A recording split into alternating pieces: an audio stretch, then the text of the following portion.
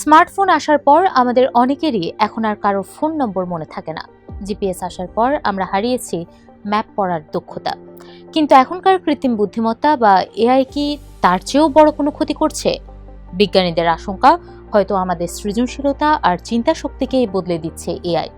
কিন্তু এই digital dementia থেকে বাঁচার উপায় কি? 5+ স্টার রেটিং প্রাপ্ত দেশের সর্বোচ্চ বিদ্যুৎ সাশ্রয়ী ওয়ালটন এসি স্মার্ট কমফোর্ট এখন নেক্সট লেভেলে। একটি গবেষণায় দেখা গিয়েছে, যারা চ্যাটজিপিটির মতো টুলের উপর অতিরিক্ত নির্ভর করেন, তাদের সৃজনশীলতা, মনোযোগের ব্যাপ্তি, সমালোচনামূলক চিন্তা এবং স্মৃতিশক্তিতে সমস্যা দেখা দিতে পারে। অন্যরা উদ্বেগ প্রকাশ করেছেন যে এআই ব্যবহারকারীরা কগনিটিভ ফ্রিকশন বা চিন্তার পথে আসা মানসিক বাধাগুলো ত্যাগ করেছেন, যা মস্তিষ্ককে তীক্ষ্ণ রাখে। ফলে সমাজে আমাদের মৌলিক ধারণা বা আইডিয়া কমে যেতে পারে। সার্চ ইঞ্জিন ব্যবহার করে আমরা যে তথ্য পাই তা মনে রাখার সম্ভাবনা কম থাকে, কারণ এটি খুঁজে পেতে খুব কম পরিশ্রম করতে হয়। মস্তিষ্ক যখন কোনো কাজ অন্যকে দিয়ে করিয়ে নেয়, তখন সেই কাজে মস্তিষ্ক দুর্বল হয়ে পড়ে। আর এআই হলো সর্বকালের সবচেয়ে শক্তিশালী আউটসোর্সিং টুল। একটি সাম্প্রতিক গবেষণায় দেখা গেছে, যারা এআই বেশি ব্যবহার করেন তারা ক্রিটিক্যাল থিংকিং পরীক্ষায় উল্লেখযোগ্যভাবে খারাপ ফলাফল করেছেন, কারণ তারা তাদের চিন্তার প্রক্রিয়া রোবটের হাতে ছেড়ে দিতে অভ্যস্ত। পেনসিলভেনিয়া বিশ্ববিদ্যালয়ের গবেষকরা একে কগনিটিভ সারেন্ডার বা জ্ঞানীয় আত্মসমর্পণ বলছেন। আপনি যদি কোনো অপরিচিত মানুষের কথায় অন্ধভাবে বিশ্বাস না করেন, তবে এআই এর ক্ষেত্রেও তা করা উচিত নয়। সেই বিষয়গুলোতেই আপনাকে আগে নিজের বিচার বুদ্ধি প্রয়োগ করতে হবে। কোনো বিষয়ে এআই এর মতামত নেওয়ার আগে নিজে একটি প্রাথমিক ধারণা তৈরি করার চেষ্টা করুন এবং এআইকে বলুন আপনার সেই ধারণাটি চ্যালেঞ্জ করতে। এইভাবে এআই আপনার চিন্তাভাবনাকে প্রতিস্থাপন করার বদলে আরও শানিত করবে। প্রাথমিক কিছু গবেষণা ইঙ্গিত দেয় যে এআই তথ্য মনে রাখার ক্ষমতা নষ্ট করতে পারে। 494 জন শিক্ষার্থীর উপর করা একটি জরিপে দেখা গেছে, যারা ঘন ঘন চ্যাটজিপিটি ব্যবহার করেন তাদের স্মৃতিশক্তির হ্রাসের অভিযোগ করার সম্ভাবনা বেশি ছিল।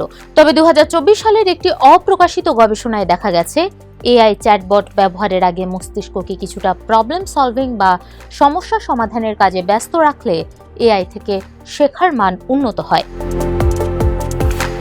যখন আপনি এআইকে কোনো তথ্য জিজ্ঞাসা করেন যা আপনার মনে রাখা প্রয়োজন, তখন প্রক্রিয়াটি কিছুটা ধীর করুন। হাতে লিখে নোট নিন, তবে টাইপ করলেও হবে। এমনকি এআইকে আপনার কুইজ নিতে বা ফ্ল্যাশ কার্ড তৈরি করে দিতে বলতে পারেন, কারণ পরিশ্রম করে তথ্য আহরণ করলে তথ্য মাথায় গেঁথে যায়। মস্তিষ্ক অপ্রত্যাশিত সংযোগ তৈরির মাধ্যমে সৃজনশীল ক্ষমতা তৈরি করে। এই কাজ এআই এর হাতে ছেড়ে দিলে আপনি আপনার মস্তিষ্কের ব্যায়ামের সুযোগ হারাবেন।